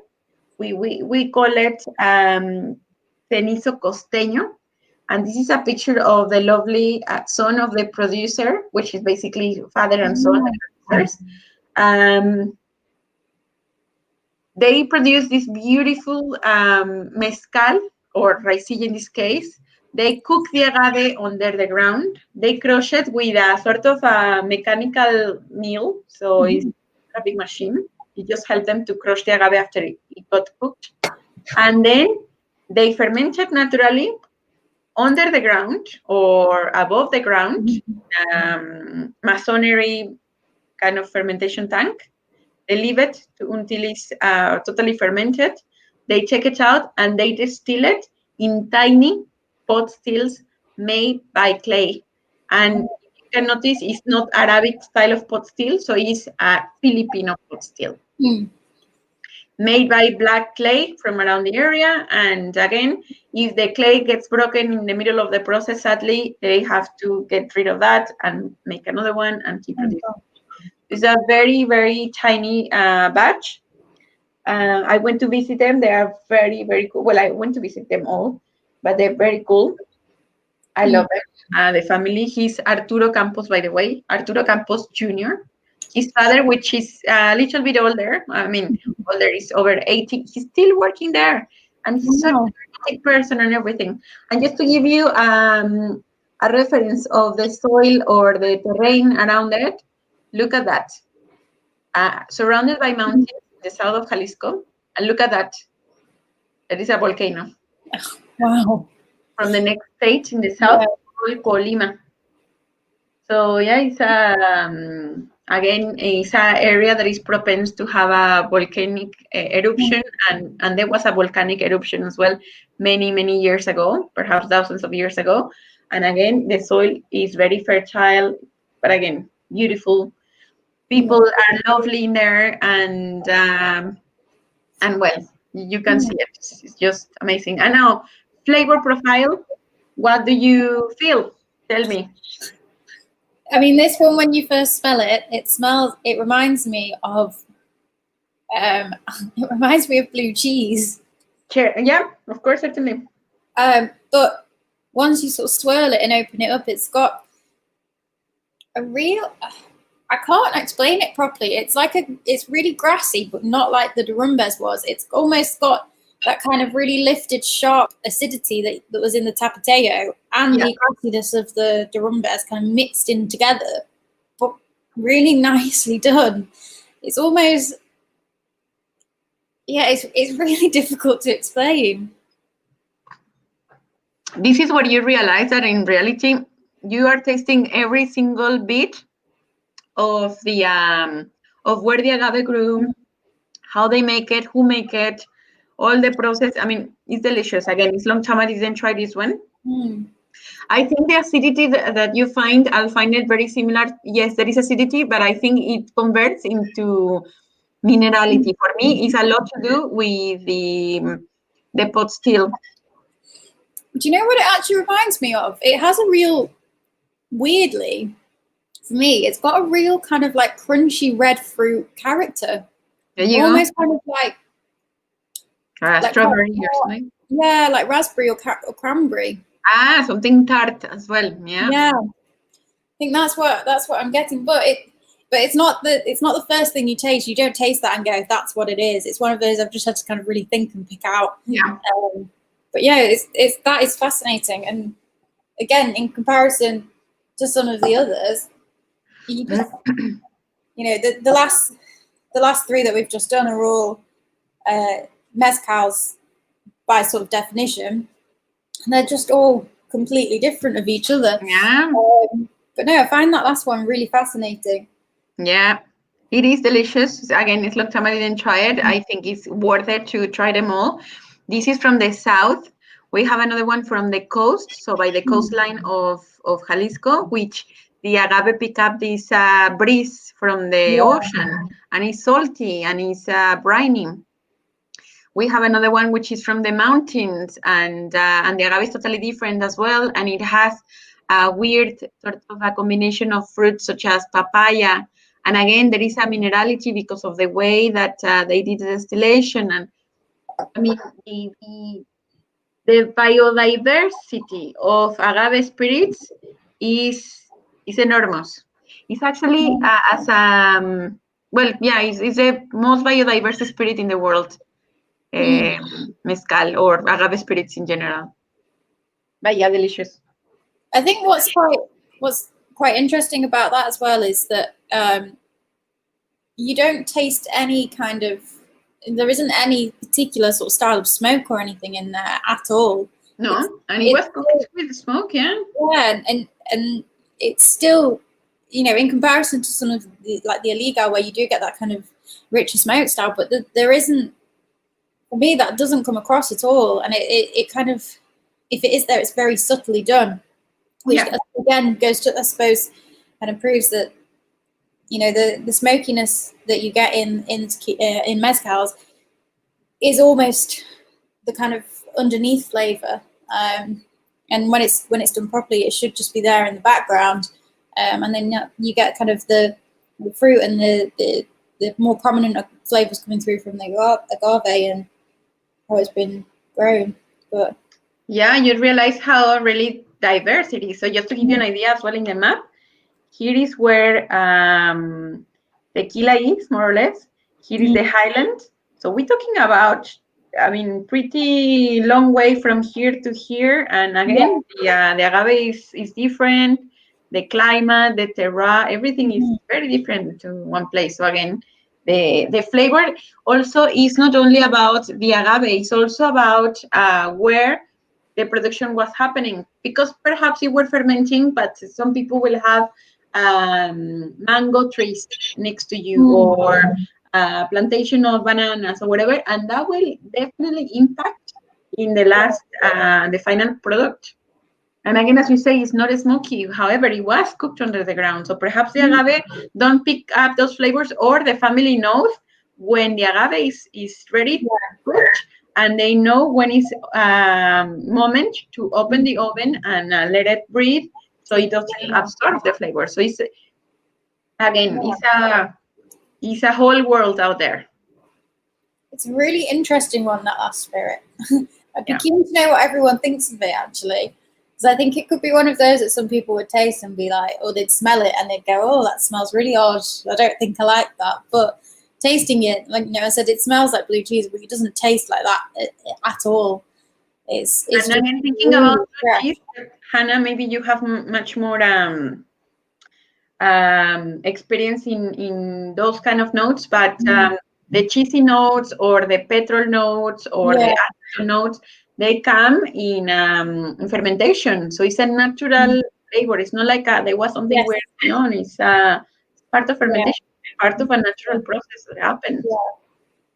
No, they're very interesting. But as I say as well, it's the first thing that you kind of get. But I'm studying for my next lot of wine exams, and the one thing they've kind of said about tasting and things like that is that a lot of the time, the first things that you smell or taste are the first things that your brain recognizes. While the things that are kind of underneath are the things that where you have to kind of go through and pick out and go, oh no, that's that flavor, or that's that kind of smell. So yeah, we remember flavors, and other people will tell us, oh yeah, this smells like strawberry. Strawberry. So I wonder if anyone else has kind of picked out anything else above that. And I think also sometimes as well, someone will say, this is what I can smell or taste, and then suddenly you'll go, oh yeah, I can smell that, or I can taste that. So yeah, it'd be interesting if people's reaction on that one, because but no, it's a fascinating spirit. So yeah, we've and just asked tequila, the Rumbes mezcal. It does tell us how many bottles they make, which is the batch number. What does it tell us? The date when they did the bottling, and then the alcohol per volume, usually per batch, will be different. The one that you're tasting, I'm not sure which one is it, because it might be different to the one that I'm having here. Which one, if you have the bottle by your side? Lot number 11. And then you have the alcohol per volume. My one is 47. Yeah, ours is 47 as well. And then it will be the same one, yeah. A 47% spirit, it doesn't drink like a 47% spirit. No, very easy, because it's so rich that also it doesn't let the alcohol overpower and make you feel that, oh, this is very alcoholic. No, it's everything very well balanced. Well, put into place, no? You have a bowl of flavors rather than the peak of the alcohol and then the flavors, as many spirits might do. Yeah. So just briefly, this is how the pot still works, more or less, the Filipino still. So you get fire. It's a normal pot still, really, but made by hand. You have copper over here, where you put the must after being fermented. You put the must here. Then obviously the heat will heat the liquid. The liquid evaporate and then condense, and then there is like a spoon which catch the liquid that gets the still. We do that twice. Up here we have another pan with copper, which has constant cold running water that will obviously cool down the plate, let's say. Yeah. And that's it for the presentation. So today you try Tapatio, the Rumbes, Ilegal, and La Venenosa. Next time we try Don Fulano, definitely. Yeah. But no, it's, fun. Well, thank you so much for that, Gabby. It's been really, really informative, and I hope people have kind of understood that there's a lot more to tequila and mezcal than just the kind of run-of-the-mill stuff, and just how versatile of a spirit it is. And as you said, it's not just something that you drink in a margarita or a tequila sunrise or something like that. It can work in a lot of different kind of cocktails and a lot of different serves. I think it's just kind of playing around with it in that sense and having a look at, maybe swapping out. So if your usual cocktail, you're using a vodka, swapping it for a Blanco or something like that. And even just drinking it neat over some ice as well. So I know it's been fantastic. So yeah. There are so many drinks that I have in mind right now that you just change to tequila or raicilla or mezcal, and you will have a totally different experience. So think on a Clover Club and use raicilla instead. The raicilla that we just tried. Try Clover Club is usually made with gin, so try raicilla. I assure you that it will be good. Then one of my favorites with mezcal with ilegal is Negroni or Blood and Sand. Ooh. Delicious. With Tapatio, I'll drink it by itself, but I think Tapatio is really good as well in margaritas, palomas, tonic. I think that would work really nicely in a Negroni, actually. That I think with that nice bitterness, I have to try that. With the rumbes, San Luis Potosí, I love, I know, cliche again, but margarita straight up with molten salt around, but I just want to feel all the flavors. I don't want to lose them, and I think the lime and triple sec enhance all those green flavors again, so they come up even stronger and brighter. See, I think my favorites were it's a toss up between these two. I think it might be the illegal. I think, but then it also depends on my mood and what day of the week it is and what time it is as well. So sometimes it'll be like totally. Time of the day is the weather, everything with who you are. Maybe you prefer a mezcal to sip or an tequila to drink in a cocktail, and it depends of everything. Well, we've had a relatively quiet audience today. I think there's a couple of people that I think were joining in a little bit later, so they could watch a bit later. But yeah, if you do have any questions, or if you go back and there's anything that you think, oh, I didn't ask that, do let me know. I can always pass it on to Gabby. But yeah, thank you very much for watching and joining in.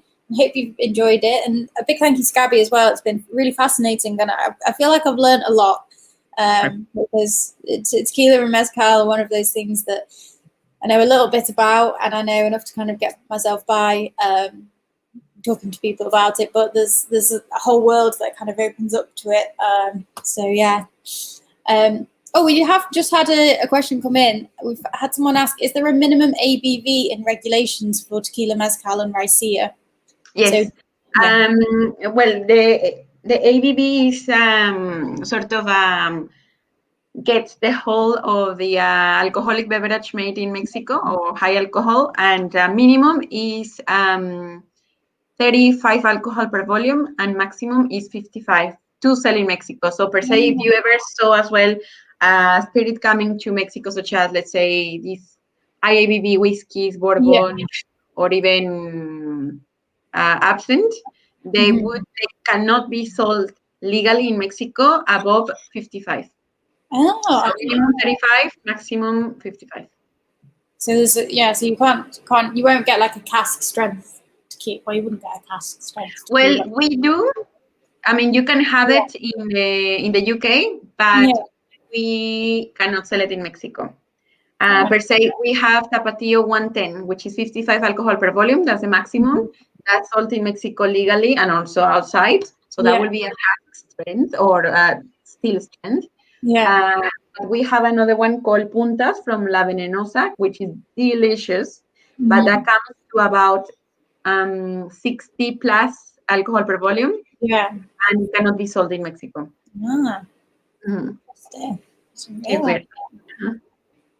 They wouldn't like it in the UK when you get those cask strength whiskies that are up at kind of like 60%. They do. I mean, there is another event that we do that I think you guys are going to sell some tickets in.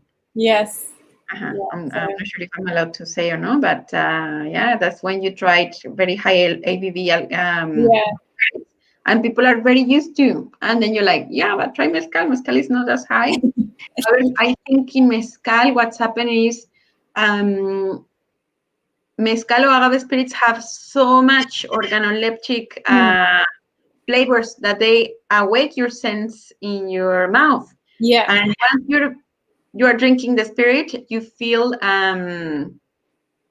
you feel so many flavors that your brain tricks you thinking that is stronger.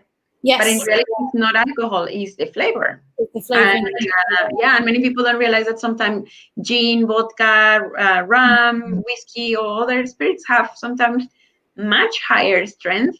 Yeah. But they don't see it like they see agave spirits. Yeah, intensity. We just had another question as well about the difference between ancestral and artisanal mezcal. And all of the mezcals we tried were all artisanal, but ancestral is kind of so different. actually, ancestral will be a step backwards in technology. So don't take my word for it. There are so many different little details that I have not right now in my head. But ancestral will be when they are not in use of any machinery. So raicilla, the one that we taste, will fall in the category of ancestral if they didn't use that milling machine to crush agave after distillation. But there are so many weird rules that many people think it doesn't really make any sense because we're trying to do things for the better for the environment. And now you're telling me that if I do this, then I cannot call myself ancestral, but we are. So per se, people believe that using the Filipino still will obviously it has a lot of impact because you need wood to cook your agave and also to do fermentation, distillation. And people said, rather than that, I'm going to use an electric pot still or other pot still, gas. And then the regulations come and say, no, you're not using this method anymore, which is ancestral.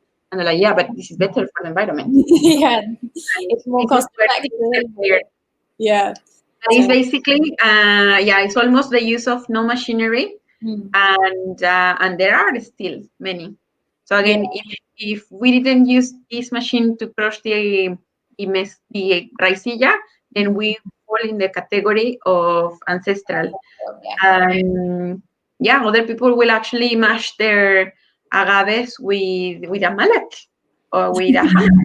Or it's impressive. Actually, the other one, the raicilla la venenosa, but the Costa, which is the green label, that's all into artisanal. Just to give you an example. That's I can imagine that's a really long process though, doing that by hand. Yeah, of course. Tough, longer process. long, tiring. I've been in a couple of places like that, and once they start to do the production, so once they harvest the agave, start to cook and everything, it's a 24/7 job until it's done. Wow. You cannot leave it there because obviously then you might have a secondary fermentation or something going on that you don't want to. No, it's a very, very kind of interesting category, and it's interesting talking about the kind of differences between ancestral and artisanal, and that kind of words that sort of when you're talking about spirits and things like that, they'll fall into this category of artisanal or craft, and they're a smaller production, and they're kind of much more focused on their kind of processes, etc. They're not making the kind of bigger batches. But with mezcal, it seems that there's, actually, when you look at a lot of distilleries that are making white spirits or even whiskey distilleries now, there isn't actually a lot that are kind of doing things in a very, very traditional way. There's kind of nods to tradition. There's things that they might do that kind of share the traditions that people used to use, but it seems that a lot of them have moved forward and they're looking for more efficient ways of making their spirits. And whereas in mezcal production, it seems that there is still quite a big hold into this idea of tradition and doing things, taking the time to do things. It seems it's interesting as well that there's a kind of board that comes around and people are looking to move forward with their production, and then they go, oh no, but then you're not artisanal anymore. Sorry, you're not. ancestral anymore. You've moved into the other category because you've bought a machine to help you with your production. So yeah, it's an interesting. And then obviously we need to see that also the machine was brought to the production because you want a little bit more either quality, but also you are trying to employ not employ less people, but employ less manpower. Yeah. You are employing less wood, and you are employing. So you are adapting. You are industrializing your production, and that's something that people often see very wrong, which is not. But it takes you out of one style of category, definitely. We've just had another question. I've had my colleague join in. She's joining in from home. She says that she now loves tequila. She's learned a lot. Perfect. Thank you. This is my best reward all the time. That when people said I used to hate it, now I'll enjoy it. No, I mean sometimes people don't change their mind totally, but now they are like, okay, I won't see tequila as I used to see it before, which is super cool. I'm glad. Thank you. And then we've just had a question as well about a kind of commonly accepted glass. Sort of what would sort of glassware would you recommend for drinking? If you're drinking kind of tequila and mezcal, obviously you get the Glencairn glass for whiskies and things like that. I've been using my ISO glasses, which we use for wine tasting, but also really work for spirits as well. But yeah, I suppose it depends on what sort of what's the setting you're drinking it in, really.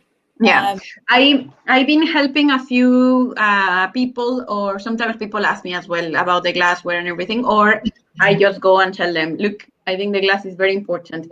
It's definitely important to know where to serve any spirit, and the reason is totally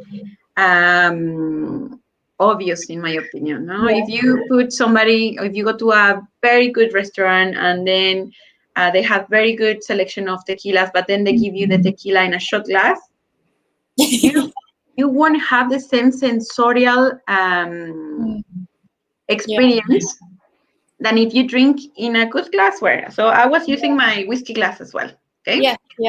There is the glass that you use, which I'm not sure if is the same or similar to Riedel glasses. So Riedel is very good glasses. The glasses that you use for grappa are very good. The ones that I don't recommend for good tequilas at all will be shot glasses or either balloon, which is like the whiskey, cognac. The reason is that's too rounded. You're drinking it, your nose is usually inside, and what you get is first the fumes of alcohol. These kind of glasses, you sort of swirl a little bit. You cannot treat spirit the same as you do a wine. So you swirl a little bit to open it, but very, very lightly, and then smell, drink it. So yes, glass is very important. Shot glass, sadly you give that shot glass to somebody and they will shoot it. And you don't want that.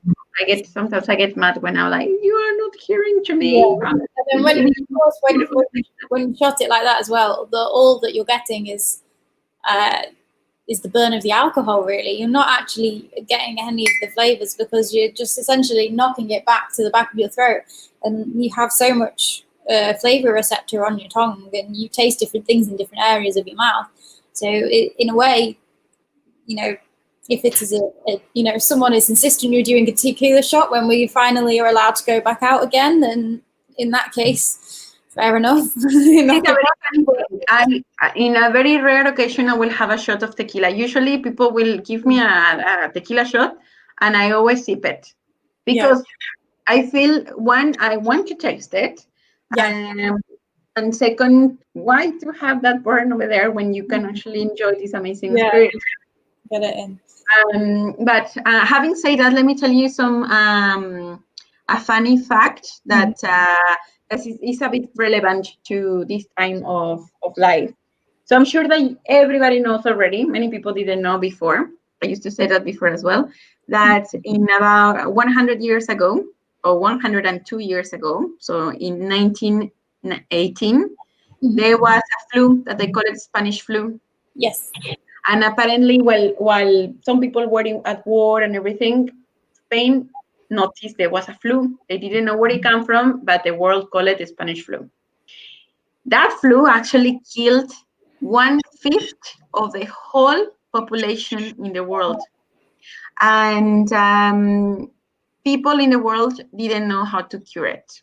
So they recommend people to rest, to don't drink too much, to drink lots of fluids, to don't get in contact with many people, to wash your hands very often. It's amazing to know all these kind of things. No? But the funny part is that in Mexico, the health service recommend to drink tequila and eat lime and salt. And that year, 1918, the sales of tequila in Mexico rocketed because people were drinking it because of as a medicine sort of thing. The funny part is obviously they said that they don't know if the remedy helps, but people have a much better time. Only after that was when marketing took over and started to sell or learn how to sell stuff, and they use that as a way how to sell tequila. So they used to actually sell Mexicans drink tequila with lime and salt. Well, we didn't. We used to apparently drink a little bit of tequila because think about it. Tequila used to be an alcoholic beverage, so it works as an antiseptic.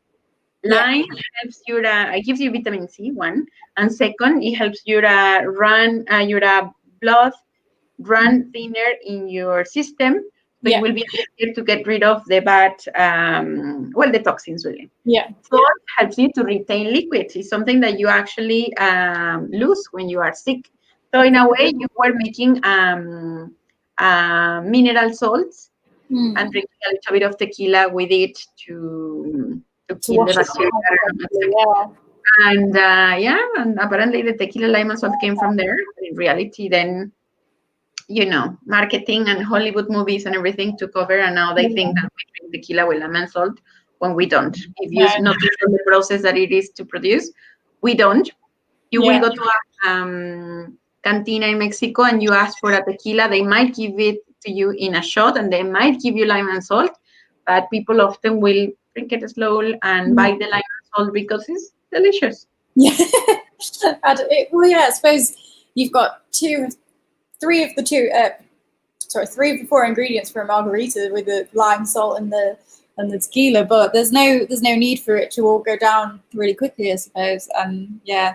It's just I suppose really interesting to see how it's kind of come across into British culture, because there is that, especially on younger generations, is that kind of thing of going out and you go out and you drink to get drunk. You don't necessarily drink to appreciate it, and how it sort of developed and how people kind of perceive tequila as this kind of this vehicle of like, oh, I'll do a tequila shot, a bit like Sambuca as well. Oh, I'll do a Sambuca shot, it'll get me drunk, and then that's where you have those really bad experiences from. And I've obviously been guilty. Exactly. So it's not the fault of tequila; it's the fault of how you drank it. Exactly. Tequila don't make you drunker than a shot of rum, or a shot of gin or whiskey. It's simply that you usually will shoot tequila and you will shoot an Armagnac. And tequila took us longer to produce.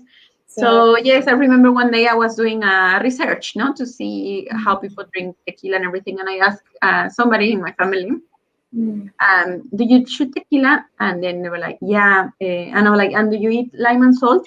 And they were like, yeah, when the tequila is really bad, I do. I'm like, well, wait a second. If the tequila is really bad, why do you drink it in the first place? No, it's weird. It's true. You shouldn't be drinking bad stuff at all. You don't like it, don't drink it. And I'll suggest you to enjoy and give respect to the agave spirits, which is an amazing experience to taste, and also the feeling, the process, the passion, the love, everything is in one bottle. Yeah, I think it's been really, really interesting. It's been really nice to see the kind of progression of it through, and the different styles, even from the two, as you said, with Tapateo, and you can get two different tequilas and the two different styles, and you can see that sort of quite clearly with the two, with the Blanco and the Reposado. So it's been fascinating. So lots to take in from it. So lovely. But I don't think we've had any more questions come through, but if anybody does think of anything, please don't hesitate to ask. We're always welcome to questions, and we can always put them forward and things as well. But yeah, thank you very much for it. Yeah, it was a pleasure. Thank you for having me. Thank you for inviting me, and hopefully I'll see you guys soon again. And it's been, we've just had a comment come through that says it's been great to have some really authentic knowledge as well from yourself, Gabby. So yeah, it's a real pleasure for you to be able to share it so passionately and so eloquently as well. So yeah, thank you very much. And no, it was my pleasure. Thank you. Hopefully next time we can do it in person. Fingers crossed. So, well, thank you very much. Have a lovely evening, everybody. And yeah, we'll see you soon. Thank you for joining. Salud. Bye.